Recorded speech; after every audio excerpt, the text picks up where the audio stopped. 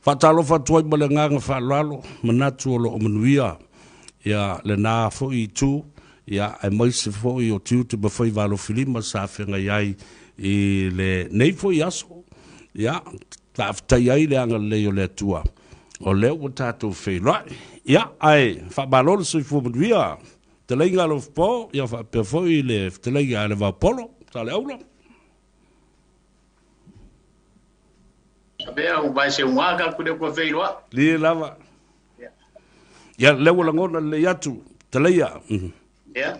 Ngo ko ngai so ka inga ma. Ka ko so ka ai. U ai ka ko ba mau ya ai. Le foi a kula foi ngai ka ko e. Ka ko ka pau silila. Maro so fu. ma lo lava so fu via lo po Alo fo pau. ya talo fo vao Ya, lange ma Saleula, la ustrenga lo po. Ya, va per foi le sua il pesta popolazione ya pesta fenta ia e to feo tu. Tu foi fenta o manta lo po. ya Ta lo fa tu molanga lo le ya ba ta ya no wa. Tu na ile foi ngaruenga o tanto filo aí foi. Ile ne ya fia tanto te Polo ma Faasamoa wale tunu le ne fiaf ba lo so ifo mnuia me se fo le suga ya el tei ma lo el tei alo so ifo mnuia ya ba lo fa tai lo sa se lua wa moniau te lenga o lo fo ya so tatou te le to Peilua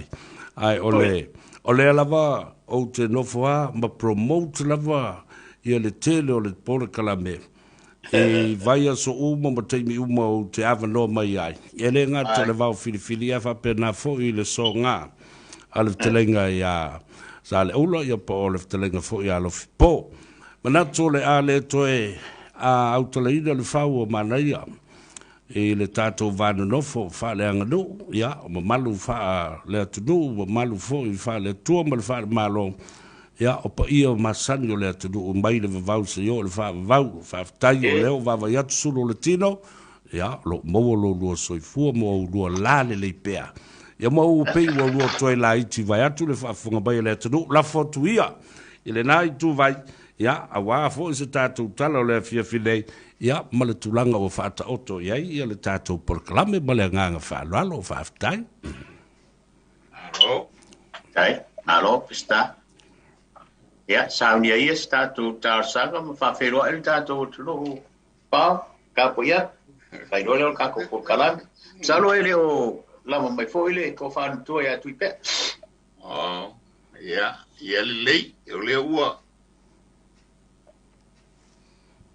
le ua sa no le o lo tai so le ne fiafi wal tanto por kalami ya fo ma o mai ele tanto o tunu le por kalame masani ele tanto Vaofilifili ya fa na pela ia o foi o faivo le ne fiafi ai si o tanto mo io ane si o tanto tu atu ile tu o tanto fa mo o le Vaofilifili le ne fiafi si o tanto talo mantu te mua lava na mantu o atu I la o fio o ele tua pule ao I me malava le antua manuia ai fa mo o le antua o mafu ai o na mantu ai le nei fiafi I le file mo le manuia fa ftai mantu te ioe salafa o le mantu o tunu I Samoa fa pe fo I le nopia ai atunu mo so se tafa o nei la langi o lo to ai lo lofa tu noa te fatonu folau I o lantu faiva I tiute ma so se sailinga o lo ai lo mantu o tunu fa tele tama I la upolo fa soa I le soifua ma lo matu wola o matu ai fo I le nei fiafi le matu polo kalame ona o lo wanga le lei fa soa mai ia vi ia pelo suafa fa vau ma ia le au no aina I o matu fa moe ona matu fa ftai a wa manatu ifo I le aso ma le aso ia ufa manu ianga I le tino I le mafau sili le nganga e le ngona le loto fa ftai I la o fio fa ftai mo me uma fa mole tama fa mangalo Samoa na ise melilo I lau silfanga I o matu auaunanga e a fua I o matu taitai se ia o I matu whanau o I matu umatama o I matu lamba o le whanau o le anga masei a wai tā pena le anga o le whaolatanga o le anga o lo matu toe o atu I ate oe lo matu o tua ma le ola manu ma lo whawhitai le tauranga tōngi ola na e saundia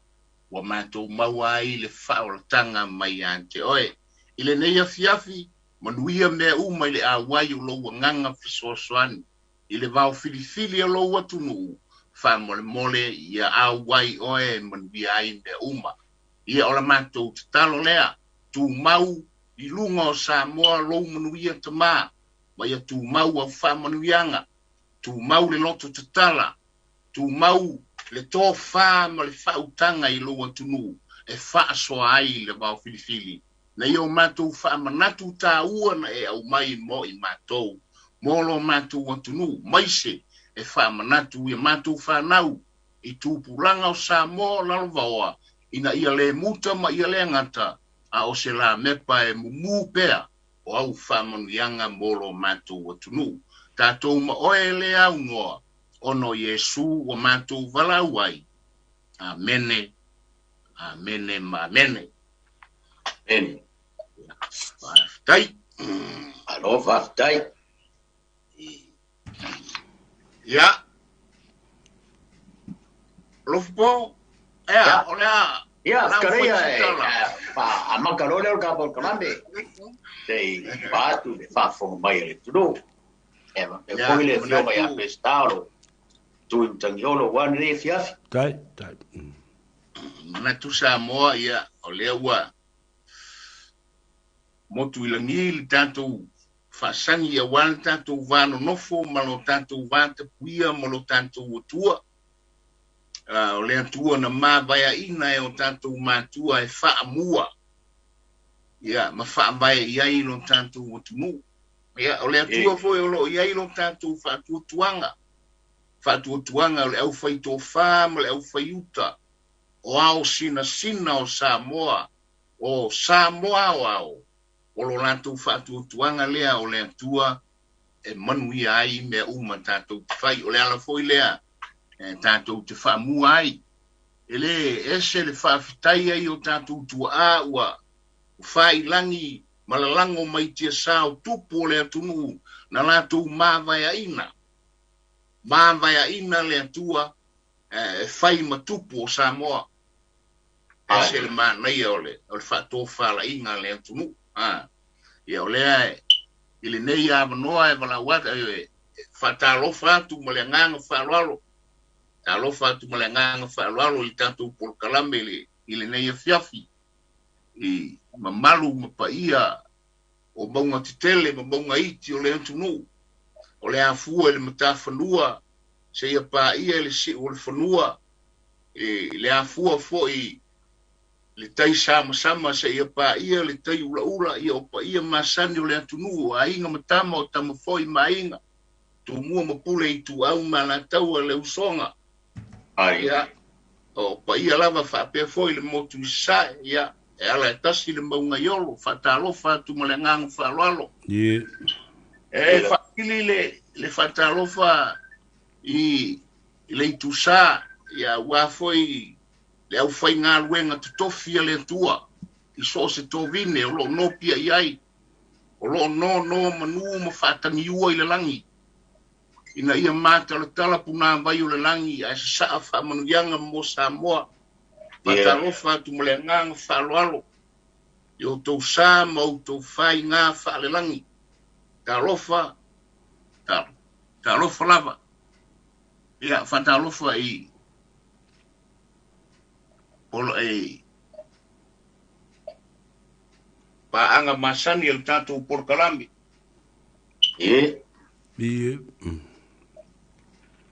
O au sina li tō whā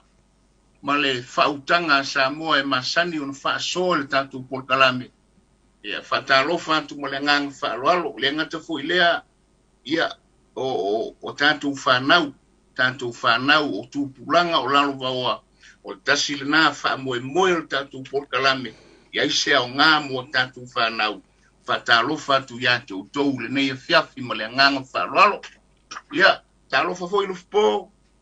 Alo, ia, whakalofa. Le nei fiafi, ia. Lau talainga po lau whionga Faliuga. Talofa foi le whionga ia. Pesta tāma le langi. Tai. Ki tai tunga wale tātou polkalame le nei fiafi. Marol sai fumaua ma le langi ma. E hoa whaafonga manino o tātou o tino. Lau talainga le vau, ia, le hoa mai ona en mori mei tau sam whawhiloa e o tātou o tino. Ia, o le tātou polkalame. Ia, e onai Vaofilifili le whau le tātou polkalame mai e so uma. Ia, e le whātonua le tātou polkalame le tō whaama le whaatautanga. Tātou o tino. I se whaasoa foi o lea se whaasoa le a tātou whaasoa e nefia ia e tātou o venga e tauamo whatasi. A tauamo whatasi le tātou o venga. E o lona winga e whengo fia no mama. O le whaafonga mai Samoa le vai aso taru i nei sa tātou tananoa. E whaamaruru o te fo i le au whaafonga ma le au mai moa Samoa ua le lava mai le tō whaare matua o na o whiangai matiu te mga ruenga a tonu e iai se taimi ma se aso tātou te wheilo e le tātou polkalame masani. O le vai aso taru aisa o tō whaafonga ma tō whaalongolongo fo e ma avatu le mātou polkalame le vai aso taru aisa tātou taranoa i upu whaavivi. O upu whaavivi i tā ua ma o ngā i mo meo whaaloalonga. Lea sa auto whaafonga i le vai aso umwai. Ia atomu fo i tō telo le mano le tātou o tino. Se i vanga nā fo i le au mātua e le masani nei meo YouTube. Ia o nei polkalame uma le tātou radio Samoa, le Vaofilifili o Samoa. E mai ale tātou talanoanga mo le pōre nei. Ia pe ama le tasi Peilua aso. Ia o na tuuro le lunga le YouTube. Ia o ina e tō tele le mamanu le atunu e leo maua le avanoa e le afiafi. Tauinga le tātou polkalame. E toe mai mo ai ma whaafonga le tātou polkalame. E peila o nau whai atu le whai aso talua i sa tātou talanoa i upu whaavivi a e le vau. O lau o whionga Faliuga ia o le la tātou talanoa da ane whaafonga mai le tunu i upu whaafitifiti po ngana whaafitifiti mo whaaloalonga lava. A lea lau o tutilo atu i le upu mua lea le vau. O le aso fina ngalo se i vai ane le whaafonga mai le tunu o le upu lea. O na o se turu vau na tali a si lau o le whaleo. O le upu lea o tutilo atu i lea ua. Ia mana i se a upu e o le upu lona lua ua na o se whaifua ia. O upu masani le tunu, o le nganga o le tātou polkalame, e tau mwhai e whaamalama a tonu o le au whai uta ma le au whai tōwha ua lava o lātou sirifia, a le tō tele o le tātou o tunu, e mese o le tupulanga la vaoa. Ia e mese fo o tupulanga talovogo o mia swafa matai. Ia o le si upu ua le tua vai o manaia. Ia upu masani a, ua pae tua maota, ua ruma whare le moana, ia e tua whare le papa. Ia peila le upu mua le vau. Ua na o stulu vau na tali ai si i lau o le whaleo. Ia o le tātou whaasola na le fiafi o le la tātou tatanoa. Ia, e manatua sa mo le tātou polkalame e tasi ale i tula. Maua se avanoa e tala atu ai foi le tātou leinga e. Whaasola mai e le tātou o tunu o le tātou polkalame na le fiafi e tātou te mai lo tau fina ngalo, ia watu foi se fina ngalo le vau maso mana. Ia, tātou te whaasoa i ne fiafi, manui alo whaasoa mai. Vau? Whaamaluru atu lawa i le paia o au whaafonga le Vaofilifili. Ua le leina whaafilua i le antu nuu i nei mea o telefoni. O le mea tau whai atu le polkalame le antu nuu ai tu telefoni mai le taimi o le whai ai. Whaamaluru tu ai Samoa. Ia o lea. O manatua, masalo, le siri o manatua le taimi le nei Lofipo se i mātu Samoa o whaafonga mai. Talo whaaloa i atu i le mafutanga a vele tuai. malulu atu o ule o atu. Ia ono le atu te whaafonga mai o le whaile por kalame le atu nu. Ai, ile nei ava noe whaafelo ai atu whaapito le mafua anga o lo tau whelo ai. Ona o le fionga le fonga fitalai o le tantou malo Samoa I sefo. Na ufa I malanga mai ma tau whelo ai, ile nei a fiafi. Ia whaamalulu atu o le o atu le tantou whelo ai inga. Ai whaatalofa atu malangang whaalalo I lau fionga Pali li o ta eu maspau, o o le fonga fitalai o le pari mene o Samoa, whaatalofa atu malanganga whaalalo, talosia ia malutia o ia aolofa o le atua o ia ili nei atunu, whaisi malulu ia ilona angalelei malutia o ia ili nei atunu, ia taliu le uto ilona angalelei, o le polkalame le nei, le Vaofilifili o le polkalame a Samoa, e faima sui o le polkalame a wana au sinasina o Samoa o le au faito fama, le au faiuta o le Vaofilifili o le paia la manei a inga matama o tama ma inga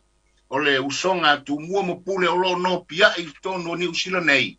ia o le Vaofilifili o Samoa ma tu te whaatalofa tu malengang whaaloalo ai le lei Lofipo ia sai male o pe afai o le o tatu wo ile wo umana vivi ia wo umana vivi ia leo fa fik leo fa sanga I lalo ia ia mana tu o ilanga o anga ia le atunu ani o le atunu ai ai te me fai mai wa titi ai pe fuia wa kafiki e lunga ma pe wa alu lunga o sula le sula le ngana ai foi te me te matu o tolo I lalo le le ngana o tinga lava se me te le a wai falonga tu le ngana o fala ititi ia ona pe lo le foia ole wo le sia wo li tolua ole sia wo li tolua wo ne e ole le teine va go le seri va ya ka o so me fa bu kango fakele ia a olo kalangolo le lile malang kenga ngofo le lile kalang ia fai fa perna ale lile arkenga ui fai ni au pofi fa ai fai le lile kenga fai ni au fa fai ni au pofi mi kasi pofi le ka fa o so ku le rankama ma pelo ia o le kele yo le Lofipo kele yo papo fa mai ka vale mi kasi ka vale o so ku lo kamel mai pelo ia o le kele yo ka vale ala ma lu valu ana le limoleri pe mai lo king ana na me ska mai me mo pelo yo kele yo le la fa e fa pena na le tu e ai kai mi bu fa kele ai foi tai mi bu fa la iki pe na le mele o le ngana sula o le ngana vivi pe on ta ia leva ia son te nei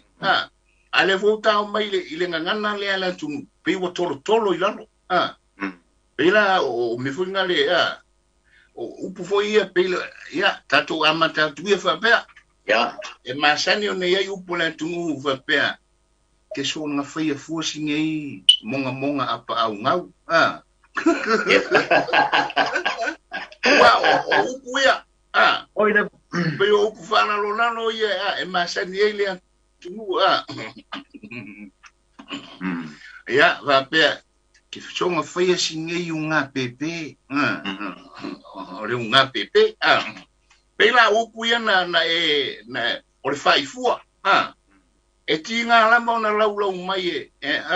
o le whaali fukalo e lei ma se whai ngā sauai ngā o le whaali fukalo whaali fuufi o ale mau tau mawha a o le taimi e whailenga ngana le u whaafiti tau mawha o whai mai lo le ale Samoa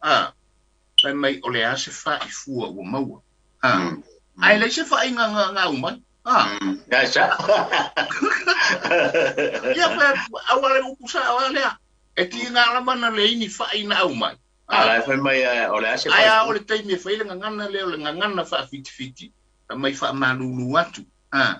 ua mativa le nei ainga ole e o ase masima o tausue ole ase fa ifua o maua na se fai fua o mau o pu masani le tu e ta o tu ai o motiva o lona winga le tala o le fai fua o le fai ele ai sona inai o inai ta o tu ai le motiva wala va tu ale fa fonga Samoa o le manatu ale o le porkalami ai ele a fai nai foi sa fa so mai a o le meta o le fai fua o le fai wa ai ana o le fai o le ai sona inai le se nga le se ioi o le fai fua wa na o le fai lava e ta o le me o le fai fua e le ai se isi me luaina e luaina le fai a kong ai longa foi e ma se pepe na le fai le fai fua rona winga o upu foi ia le atunu e pe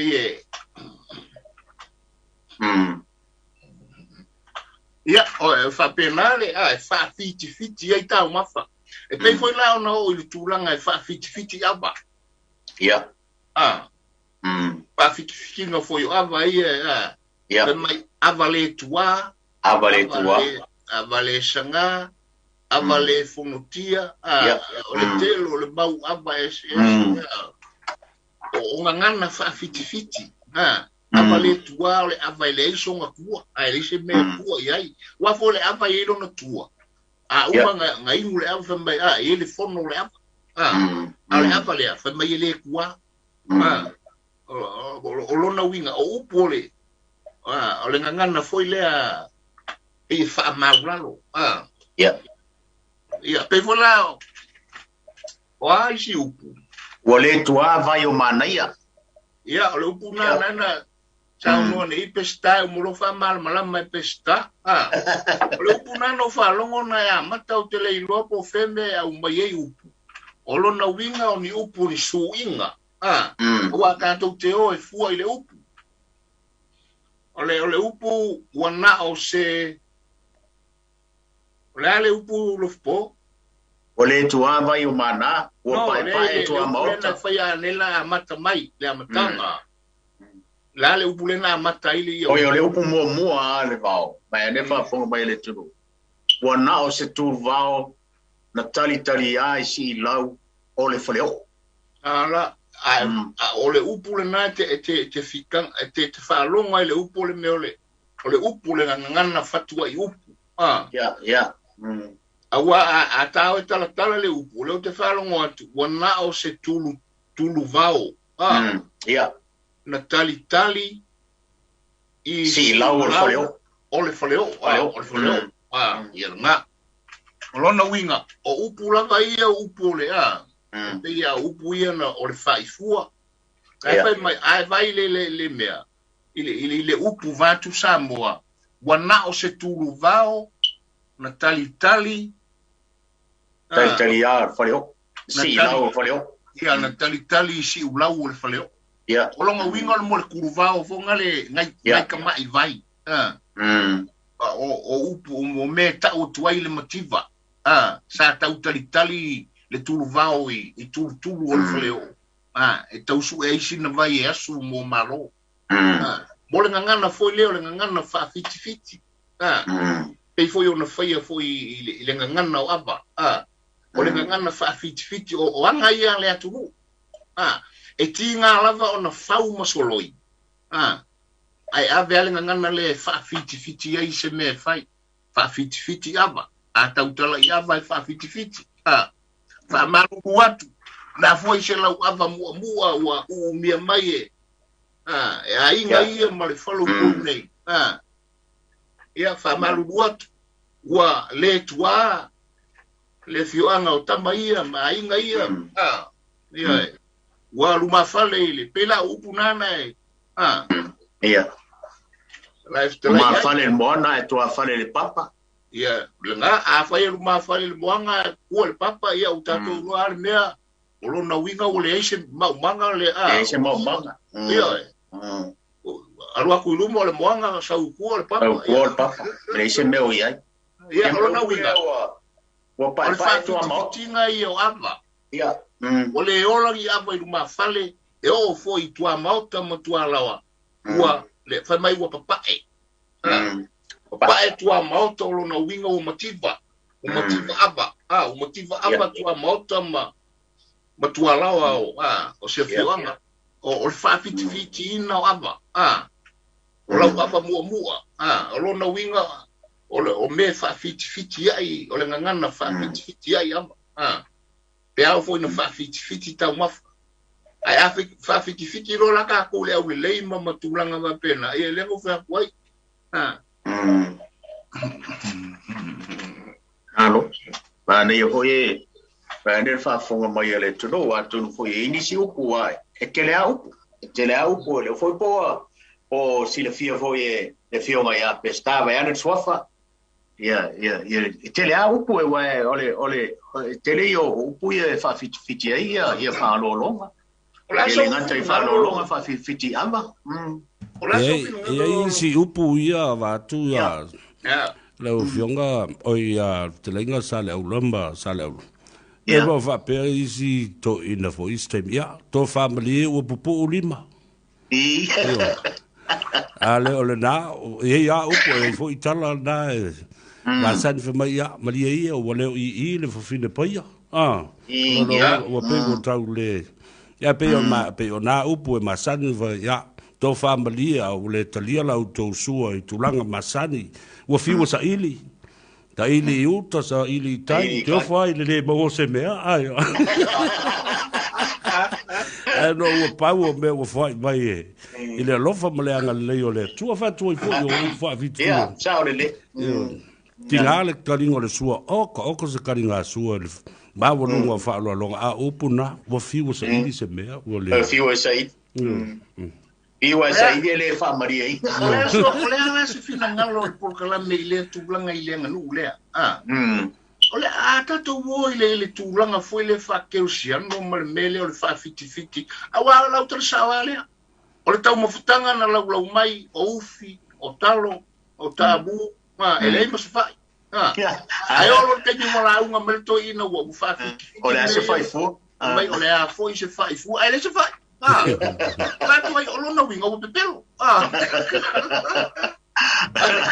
Ele ngana le tu ma fa pe ole ngana le fa fiti ta uma fa ole a se tele ma se fa la uni fa longa. Ai fa mai Samoa wa pupu o limba ona winga ole au le met tauna au ai fa maruru o apa ole tolenga ona winga wa apa ole au ona wa koe uma kupu se nei la ai a tonu Levaopolo ba Lofipo ile upu foi le masani masan pe atilo ile laula wino ta maftanga le tunu I me ano ai ole fai ole mersilia le ona muli I ai le tofa ole mbawa seufi ole mbawa se talo se tamu o se muti io I pe o tau mafatele io le tunu I me ano lava la toia ai fa to amulinga loa ai ole ala la se mea o toi lo le fai me le toi Esa hoile sa fingaro pescape pe le fai o se meo se ka ma Samoa hoile le pe ai ile uma kifa ari ai ka ulor karo ya esa sa hoile fingaro ma dai hoile fingaro tato tu fai ngai le tato olo le tulanga le fai tatu olo I fai ona tatu olo le I foi mal me foi le o toi filinga o le fai ngal pusa fai ia o le fai le o pusa fai ia so fai pusa fai e mai le fai fili le fai le e me fai pusa fai e ona tatia se le o fai fai mai o toi filinga no winga o fai wale filia e me pusa fai e o me foi ngasa e foi ia meu o upu fatama ma fatene inas pe aka o meu ko filinga ia teilo ia savea ia pionga ole aso no finangalo ile upu le o le foi fa fo baile fionga ia pesta ole tua vai o manaia o fa mena no fa tu ai filia pesta to a umaneia no fa longo maio fa Peilua ai pesta no fa ya tailo e po fena mo ele upu a sila na te lai fo sa leula ia Levaopolo e fuole upu nga I lona winga fotu ai fatu ai ia upu ai o le vai o mana ia e masani ona ta ele ai mana ia pe o le vai tuala tu ia e fe fo ia le pata ma maile ia ma le tele o vai e ta ele ma ta o tolua ia ia tupo le tunu ia ai la o le ai o se vai e mo o ia sisi a o le mafai o nasu mai ia masalo ai o tu ai nga mena e tupo o se vai ia o tau o tuai ia o au mai o le o le vai e ta ele ai ia mana ia e asu mai ai se vai pe o le vai ta ua na ai leia ia ai mana ia le ia wa atato wolo le mele no po tala le upu o le vai o mana ia ia tu te le ngona fa so mai le tunu ia ona mawale wa o te le lo nei te u fa pe o le vai o pese fe mana ia ia wa tulu ia mana ia na tama foi ia o fa tulu ngata ia te le lo pe o mau mai na o te le mau mai nei pe fa so mai le tunu monila ia o pulana pe ona sa no pesta o upu foi tatu te langona ile ngangana male la foi na upu e su iai o le ngangana o le ngangana fa pe o le ngangana foi le fa fiti ai ia tau mafa niera o le ngangana fa malu tu ai i tula mana ia le mele pe no fa mai umang fiti mea o le koenga lava le o mea ai e maua o le fa mana ia foi mare tele fina galo le o io e peo se mea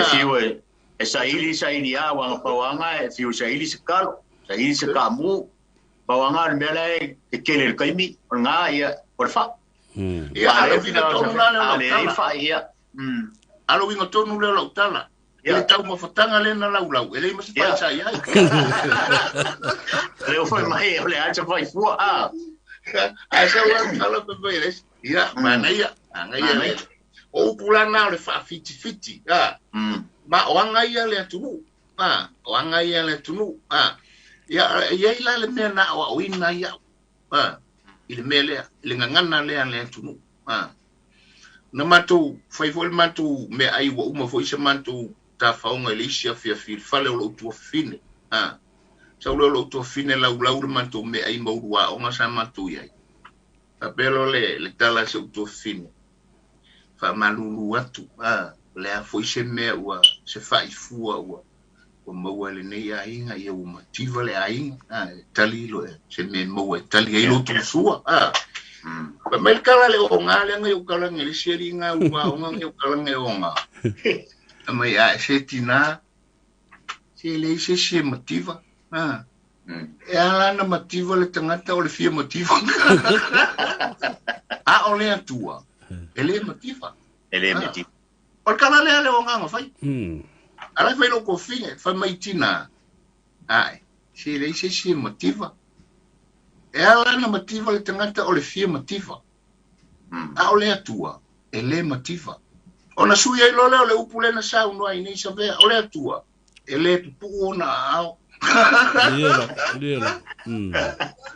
e pupu o tato lima ele pupu ao le atua tato tilo I upu le tunu ile ngangana fili upu le tunu pe ao I tulanga fa ia e ovo ile upu le na ile alufia ia le upu ile lilo mai awa afio mai po ora se tala e mai ia malia ia o e o lava le ava malia o na mati wa le lava ma o le faso ile ia alo va dai o no tanto por calame lima ana I upu ia le wa va tu mo le fa vivi atunu e ataltala pe fo sa go ia le fio ia esta tamalangi tele tele nau ma no ano ia le tale tu o le tunu e ma sendo le fa nga le tele o Faliuga fa le fa fitinga o fa longa e pe vol tala voile I vai lele Ila. Ya. si mai kui fiki voile ke po lani me manga ia longa to ua fe mar kenge uli vai o vai lele ia le nga o sio vai ia fa maru ke le dito ke le lang e pe o nai tala nai e o le ngana e kala e tele o na masani o na fa nga e tele o fai la unga e fa o popo e mo meu fa fitinga o fa longa After of po. Manua la le wa eftalai tulanga le tala le ile I tine ia ma le muri vai lele. Ma nei le tulanga le na nai fa fonga tantu fa nau. Fa se vatu a Samoa o fa fonga mai. Ile tulanga le fa nga ina. Fa nga Le fa nga ina le tulanga le ile tala le. A wa fa pelo avele ele toina ile ngana fa fiti o le wo mole le tau mofta. Te un fa pelo le toina ia e manatua lava le tala mai tai mai vai lele o silingia ai no po kui foi fik a pe o vai já foi a tudo silingia o ora o silingia le toi fiti o ani me mana mai no la tuanga ia foi mai teina ia ele ai se me mana ia na sio mata mai muri vai la vai le li vai lo muri vai vai ka ya le fa malu atu le as fai fu foi bo maua alu fa nga ile tala le mo fa fonga foi le mal fa longo tanto fa na pe fa feo le so ta ile tala le mo la fa nga ina mo le ngana fa fiti ana ia tele le tulanga le lo no winga foi le ngana fa fiti ya fa nga ma fe kongi ngai upu ya no fai foi ona fai se tala yo boila mana ya na foi wo ye malo ya salo ai wala vai na ia upu tato te fa so ai le fia fio vai so fo ia ko mo ho ingisi upu fa fitinga fa lolonga ya mo te mi dei ya lo fio no pesta ista to vala au ya Ja, ele I ai lava le tātou wala au. A o leo wat sala atu le tātou leina le whaafonga tāpua I mai le tunu umlau sila mai mo. Po whea lava le tafo le lalurangi. Ia vai nganga whai a kua sau loa. Ia, va talo whane le tātou malu. Ia, talo wha.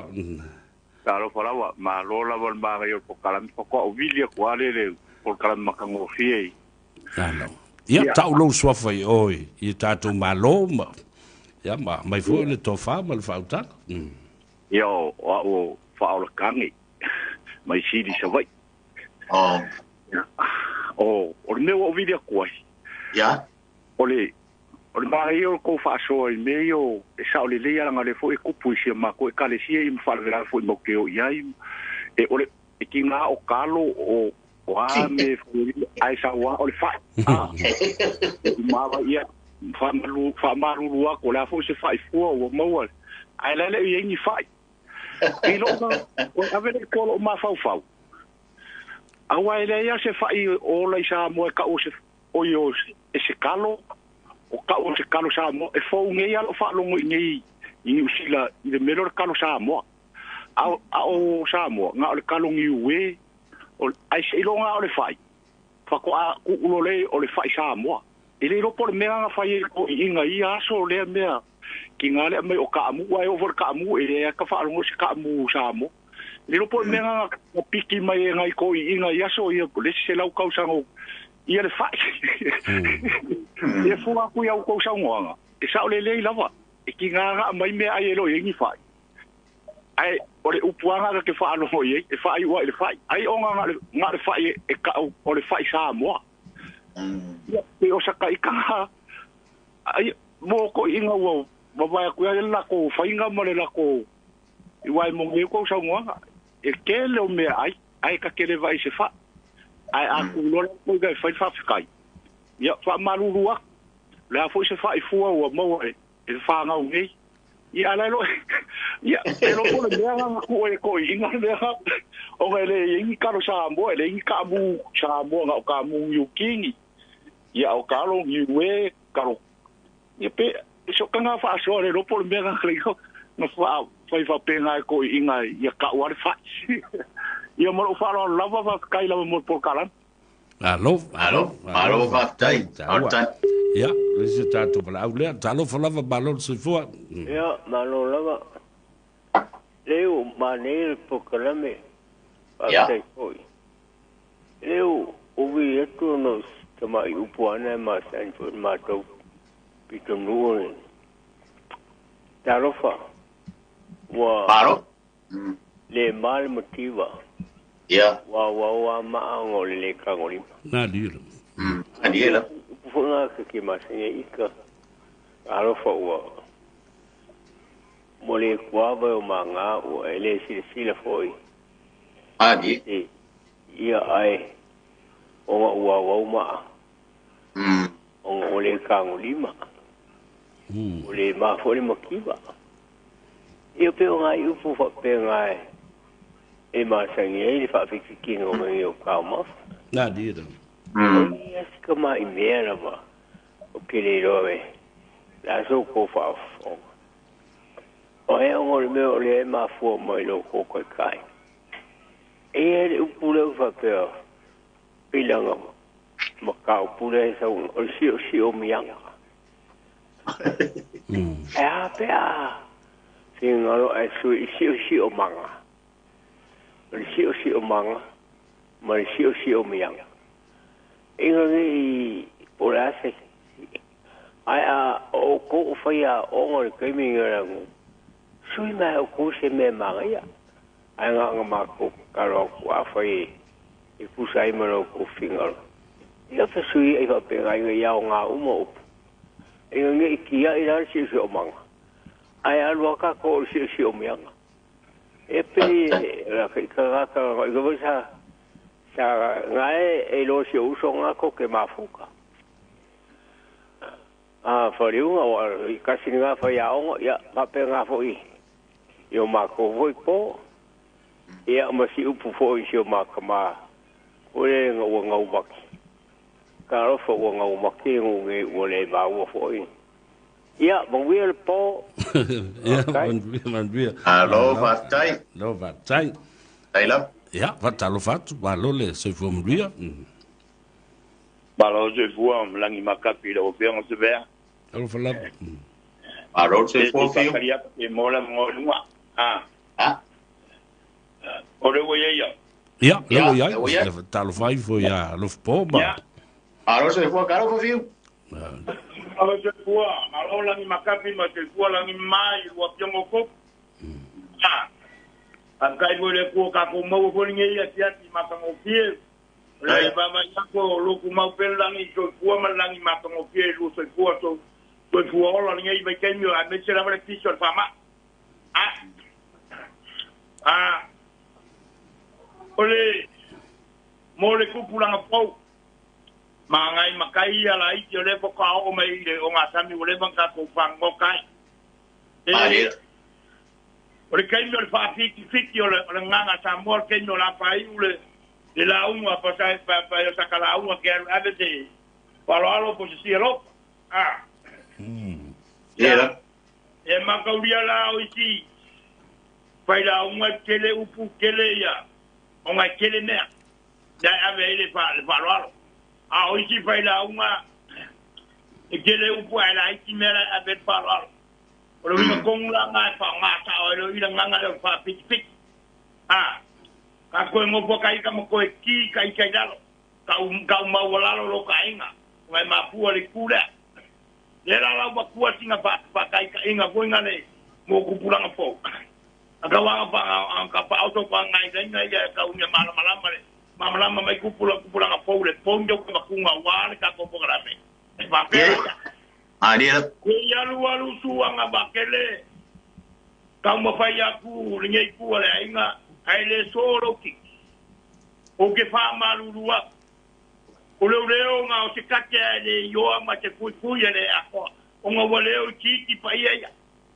ale ala ka pa ia ku pa kai le ko mo wale ato mo me o mai ai ma mu ile te pa pe me u yo la ke ni ko mu ngai ade ka ke mo kai ka mo ko ki kai lalo mo ko ka pa me ka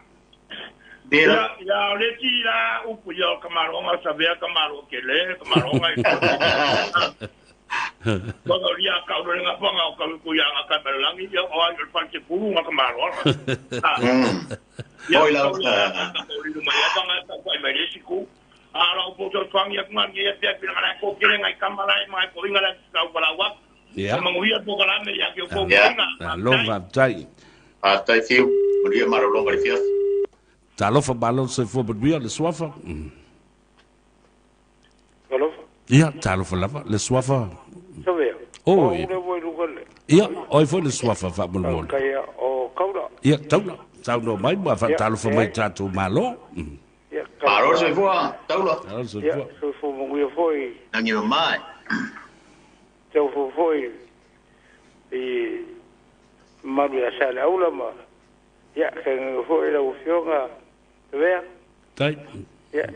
wak fo se soor ngi fiafi o le farong long foi man mangingo ko po kala ngi fiafi. I esen ma ngai. Au ngai ma fo mo ngi fiafi pi o le bele o le fafi ki o le launga ma. De pe ko ko se manga. Oro me o le ka ko fafi ki o launga. Ya wa ngai si fia esa le aula ai fole la unga fa fiki la unga wo ko unga la unga ya ai fole la unga fole lo maula lo wale la yo el peor ngenga kai minga se woi ai le yo ka ya se woi le siku peo ku la nga le ke ko fa ye ko wa ya ku la la nguma ye fa te ngai ile bere ao o le si meo ke iso ya ko ye le manga ya yo le la unga ya pe o le upule o le faifua ya o le faifua ya pe o nganga masaki ya ngaka ko ya ya o le upule le nga sa ungo ye ya le va o le kurukuru o le ya pe fi ko ngwa le upunga ye le me o le vai isu pe ya nka ku ka o le fa ya pe o kai before lai wo umang kali le sua i se mea wo mawhai ai ngai kari le sua wali pa ia wal man ai lea ka kou ia Samoa mga kuis ese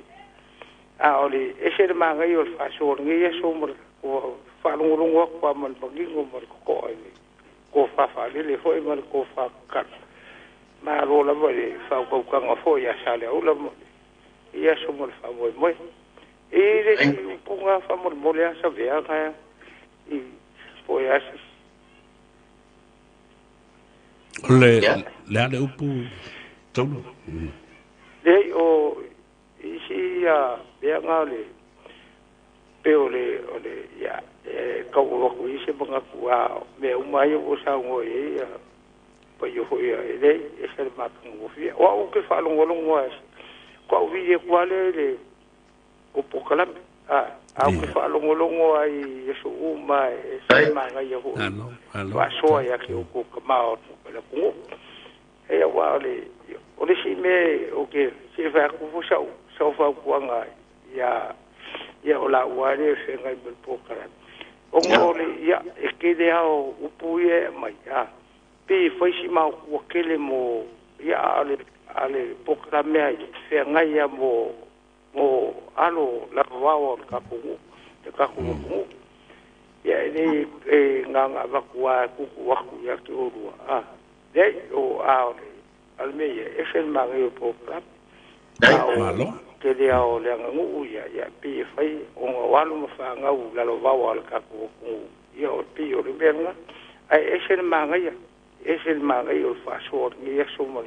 ya so uma ku fa longolongwa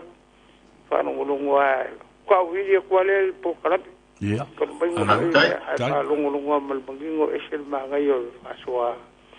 po ia kula fale amu ia po ia kako ni yalum whangau sila le whafonga kuma ia kadi ia ho ia mangko ho kako ngi o kele ho alum whangau le ya mai sia la le au ka fo le si fa ang fo ya ya al benga ale aso yo ngi fe amalu fa kai ya kai ko fa kala mal fa ko kanga ya fa kong ma ya ale wo fa fo ka ko ya bio le po tona alo fo te le atu fe lo pe fa se ya tai fa so tai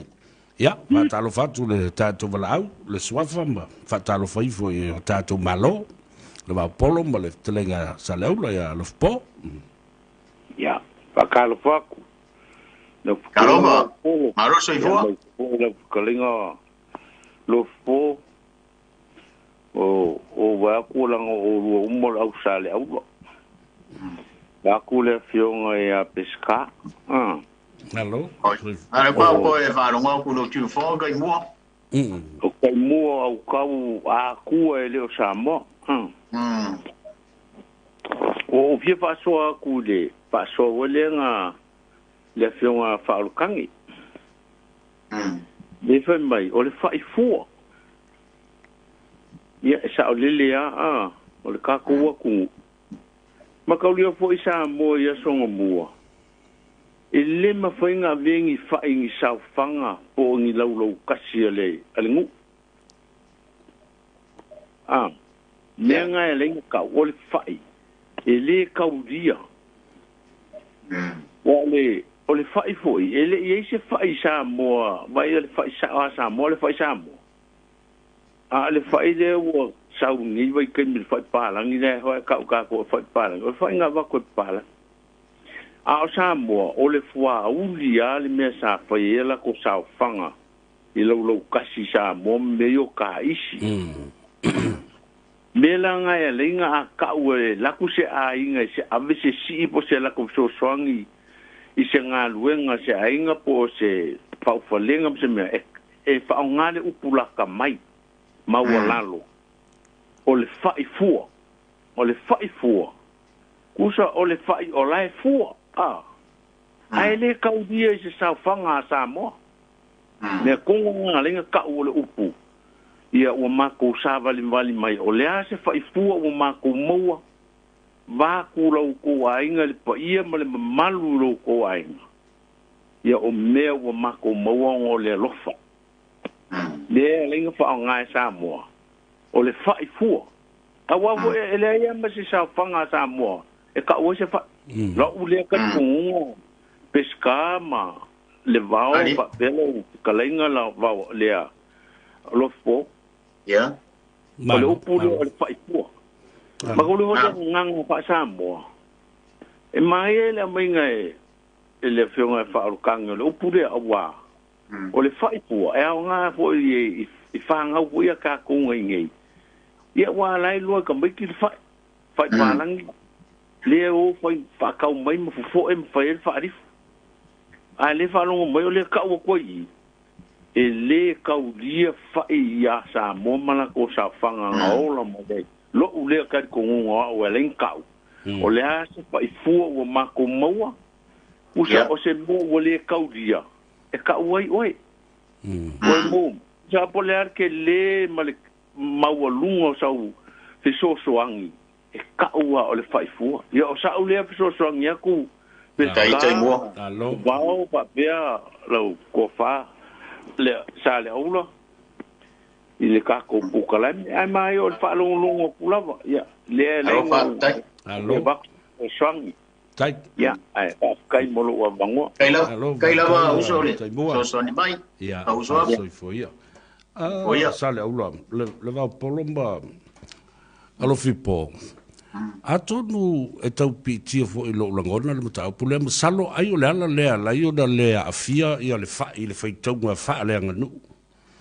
lima nga lau o le luanga mata o le lima nga mata fa pena le wingolo o se pe o te tai i le langona e le mwhai ala na faitau fa pena ni au fa i po ni tai fa i fo le se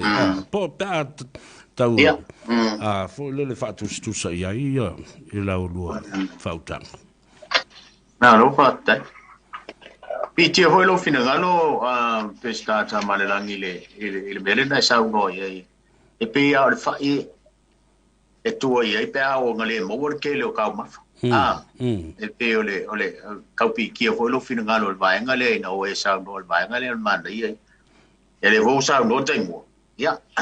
ana ia tu fa ino fina ngalo tanto lu ta lo fa malole so fu mudria alo le so fu ai lau fionga pesca ia le swafa fa ta lo fa tatu malo ola kamo le au ta lo fo le au alo lo so fu mudria foi fu mo ia le au sorry mai se umani ko fe lo iri kamo mai person pi ma ku ai lau kalenga Lofipo Paro. Pe foi lo uso mo kua ya wa o lo mau. Sa le ula sa oya pesca. So fu manuia. Ya, e wingo wale ka ko le fa ka si mare. Mare mo kua. O ngolo o lai pis aruenga. Ia ai mo le ko lo fa nga ya kuta. Dai le. Ai. Ola u so aku ka ko pol kala me le fia filingai. Ya. Aku penga si da e le kau e sera iki anganga le saka kalango inga le vai aso le me o pufa vi ai a kongo pe nga maka se o ko lu su a le a mangu o la ko fa maka kuingo la ko si singafu ya a o maka ila o la ofisiri o fia malama ya ke o ko kama o le ko mai la maka i de usu a mangu ang i reng Faasamoa Customs. Em quase esse mamao a makulanga ka ko le America o lusua le ka ko i Samoa le ila mai kau i ang kaya o aku ko ngole fale o la fa da ku pengalanga aku ngingis anga uma fa ku a fo fa fenga uma fa ila uma mai le ko inga la uma ku le ko inga fa pero marcala le scoinga soli ama se fala kan fodo la cosa le fala oi ava anga uma ko sole ava mai lo i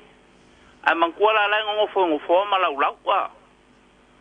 pe se kula ngai de kai la ke ko pe se anga fa mangu oi wa ala kulola ka male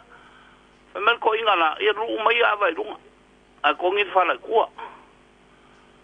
Fola ya ava i rungo le lau ya ka ui wanganga male me sa ka whai fu ka kala le lero ka ufu kala o ka o la ai lumo lau yo ka sa whai e whalawanga fola lole pe ku ngā male anga ka kusam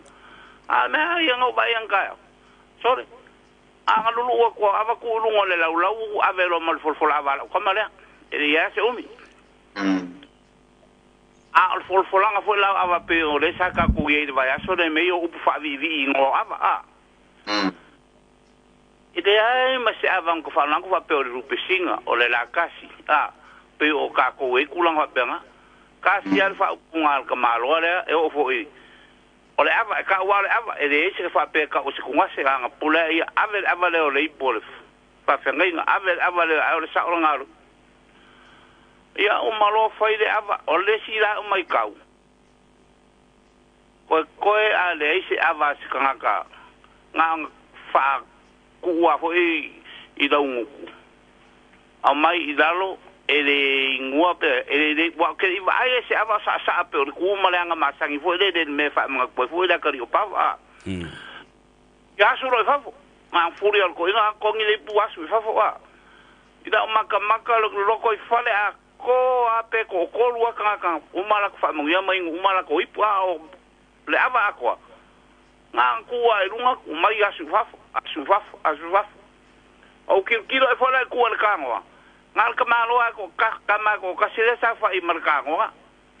marku fa ava yo ngau kafa marka kale ka ku ora so ko si de fie mo ko ava marku langa al fengore ole abaka ku Samoa yo la fa si de kunga le fia singa ai ku se manga ku se ka ko ka mo lo wa fa wo va ku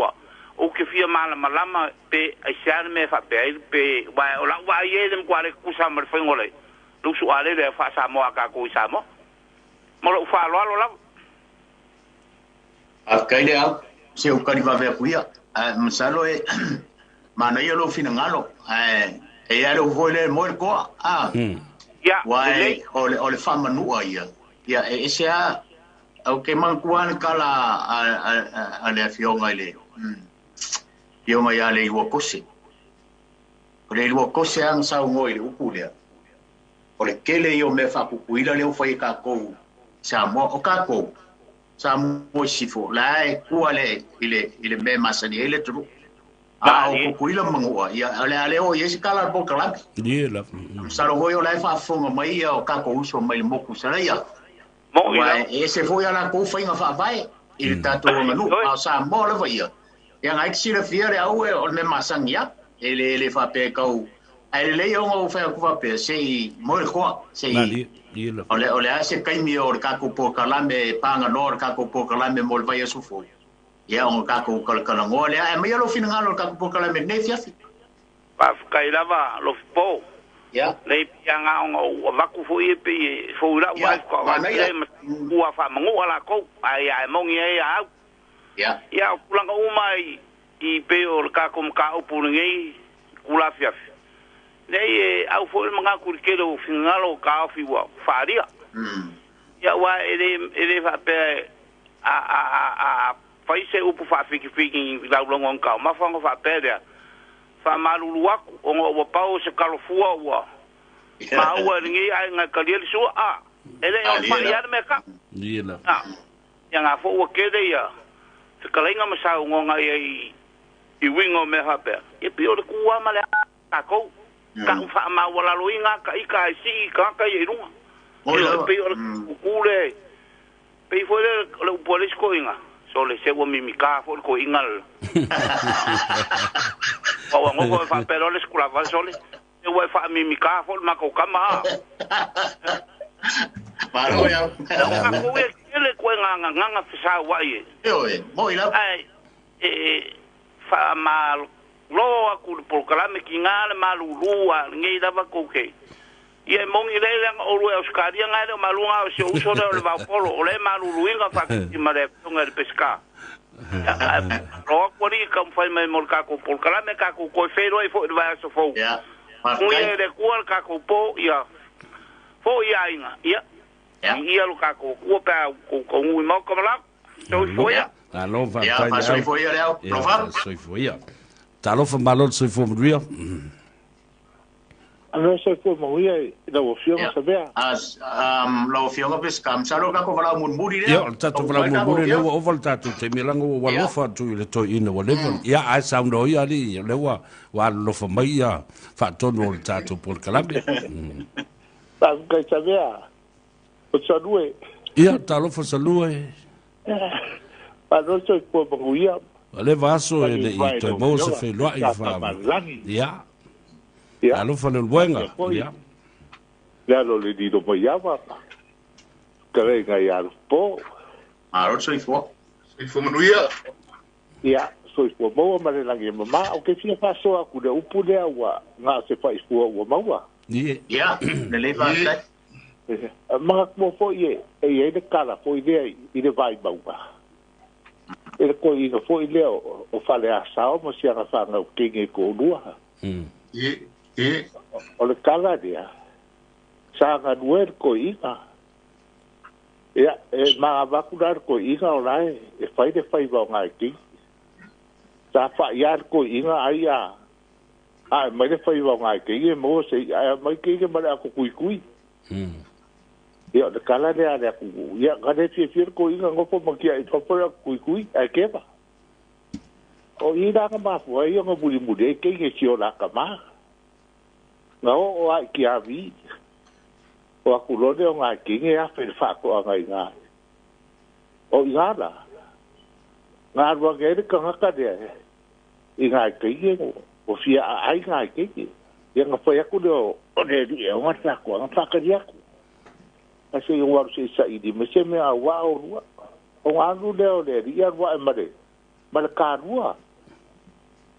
ya wa va nga ke ngere le ka rua ya ma faido ye de kala le yo ro fi nga lo mari di o nga se fa fu o mawa era e pe o ire po ga mo ye de upo de sa o de upo ye ire ka na e fai a de fai wa de se me kua ye ke ni wa ngar ka dua ga ba wa de wa vai manga tinge ka ye la sua ia pe o kala ye umia de wo wala wa ku sa vea ma alo ko yu ma mo po e o la manga ya ku na ko ia e lo fa ke de mo me po ia alo fa alo tai lava i wenga ia tātou whelai pia ia Lofipo ma Levaopolo o le nā o tawalunga atu e le whaenga ia Samoa ia le tātou porkalame nei po ai tele lava ia langona le lei ma langona mātango fie woto e mawhau le i ai e le ngatala i upu i o le si o manga ma le si o mianga la tātou o vai po fele upu o le nauna a fele upu o le veape le eva yaso pa a wale utu va vai tu nei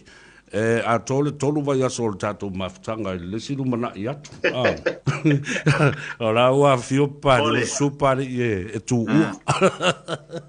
o le saunoanga pesta a masalo le tātou polkalame fui o langa Samoa le fai e tui pea o lo ftala i tui pea le ukule o le sio mianga te manatu foi le tele o tausanga mo bae ma masino wa sa tala no foi mta ukule sa fama ma foi e le to fa tu ya tui pea o no ia e onga le ukule o lo ilunga lang polkalame o le ia se mo se ama no o le to ina le vaia sole malila ia ona tu role o le ama no e to e fama ma mai o tato ukule ia e le ba oye, por eso fina ngalo ai. O masaro pe o mi se ko inga langa remote. Ya ai o te manatu ole ale ya langa le ole ko ya sala le fa ba ma ta te manatu sa mo le ne fiafi mai ane la fa fonga mai le tuno te fa malu ro fo ono so ta inga fa ono po nei o le mfai ono to e sila tu fonga manai o le fionga ia Faliuga po le talenga ia le vao ia fa pe fo ile awai mai o to fa tu ia tu pe ono tu ngia fa ngan wenga le afu isa to fa fonga mai le fa sol tato o tu no ma so mato fa talanga ia marua ve fali moni ale upu e fai ngata i fale porto ale tau tai ale ato ai lon sa e moli at foi le ngang faftai ile lava pale mai o tato por calambe ya faftai at foi lo fiam pesta mo fa foi no tato por calambe de fiafi ai mo nei taimi tato to e Peilua e se malamo mua ile vai so fo ya manuia malolonga le fiafi fa so foi ia alo faftai tlai ya sale aula ya o langona fo nda o le dei fiafi faftai tele lava mo tato por calambe o tato ma lava fatasi ai lava ya ai mo le to fa mo le fa utanga mo fo ile so fu tua wale tua ya me se fo ya inga ya ma e kalesia mo le ai tau malele wa Samoa alo fo tele atu tato Peilua i pe fa so fu ia ya alo fa so fu ia